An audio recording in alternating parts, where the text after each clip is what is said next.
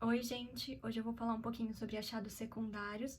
Lembrando que eu não sou médica, eu sou bióloga e eu faço vídeos por motivos educativos, não para diagnosticar ninguém, e meus vídeos não substituem uma consulta com um geneticista. Esse vídeo vai ser um pouco curto, mas eu vou falar sobre um tema muito importante que é o conceito de achado secundário. Achado secundário, basicamente, é um resultado não relacionado à indicação inicial do paciente. Então, para dar um exemplo para vocês, imaginem uma criança que ela é avaliada pela genética e a gente suspeita que ela tem uma doença chamada fibrose cística. A gente faz um teste genético nessa criança e aí a gente identifica duas mutações nessa criança que estão associadas com a fibrose cística. Pronto, a gente diagnosticou essa criança, resolveu o caso dela, ela tem fibrose cística. Mas aí os pais, eles querem saber se eles têm um risco de terem outra criança afetada com fibrose cística. Então a gente faz um teste genético nos pais e aí a gente identifica que o pai não é o pai da criança, ou então que aquela criança nasceu de uma relação incestuosa. Aí, nesse caso, numa consulta seguinte, o que a gente vai falar para aquela família? A gente vai chegar e dizer: olha, é possível que você não seja o pai dessa criança? Ou a gente vai, de certa forma, só responder a pergunta que eles fizeram pra gente e a gente vai dizer: o risco de vocês terem uma segunda criança com fibrose cística é muito baixo, podem ir lá tentar engravidar normalmente. Nesse caso, a investigação inicial é a fibrose cística e o achado secundário é esse sobre a paternidade, que a gente não estava investigando. Esse achado secundário, ele não afeta a saúde da criança que estava sendo inicialmente avaliada, mas ele afeta a dinâmica familiar e é algo que a família não estava perguntando pra gente. Por isso é algo que a gente tem que saber se a gente vai informar para aquela família ou não. A gente tem que saber como que a gente dá aquele resultado. Um outro exemplo bem geral agora. Uma criança ou um adulto tem uma doença e um dos sintomas é que ela se machuca. Então, por exemplo, ela rói as unhas até machucar, arranca os cabelos, bate a cabeça na parede. E a gente não sabe, a gente não tem ideia do que essa criança tem para que a gente possa pedir um teste que teste um gene específico ou alguns genes específicos. Então, a gente pede um teste genético, que é o exoma, que avalia todo o DNA dessa pessoa. E o exoma é um teste que comumente a gente encontra achados secundários. Com o exoma, a gente encontra uma mutação em um gene que é capaz de explicar esses problemas de comportamento dela. Mas a gente também encontra uma outra mutação que pode aumentar o risco dessa pessoa desenvolver câncer ou de desenvolver uma doença neurodegenerativa. E aí, nesse caso, o que a gente faz? A gente conta para essa pessoa, a gente reporta essa mutação, mesmo que a criança não tenha vindo para a consulta para saber sobre câncer, ou não tenha vindo para saber sobre uma doença que pode se desenvolver lá quando ela tiver uns 30, 40 anos.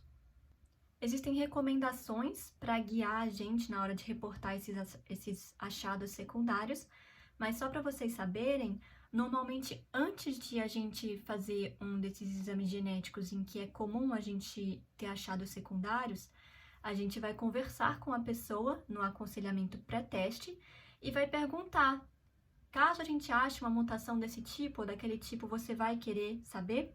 Então, só para dar um exemplo, se a gente achar uma mutação associada com uma doença que tem tratamento, você vai querer saber? E se a gente achar uma mutação associada com uma doença que não tem tratamento, você vai querer saber?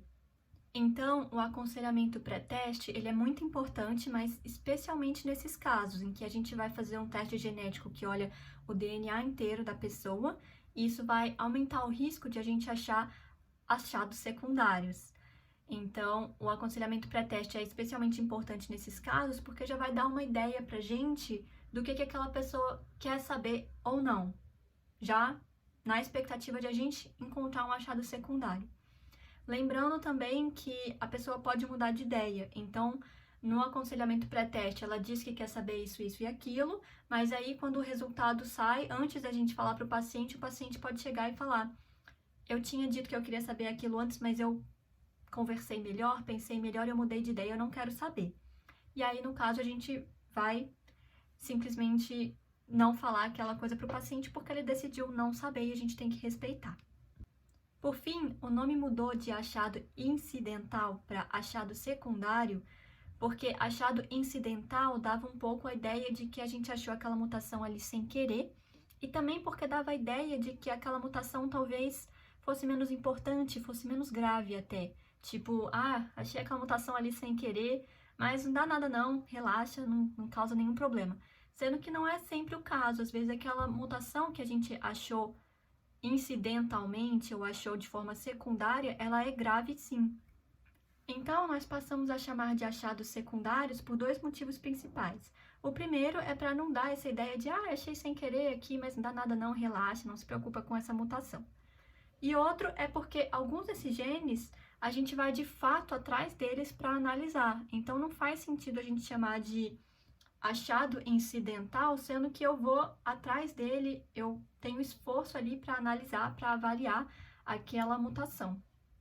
Mas as coisas não são tão simples quanto eu faço parecer nos vídeos, então existe um debate sobre os achados secundários e se a gente deveria ir atrás de alguns genes e analisar esses genes que a gente sabe que estão associados com doenças, se a pessoa não pediu isso.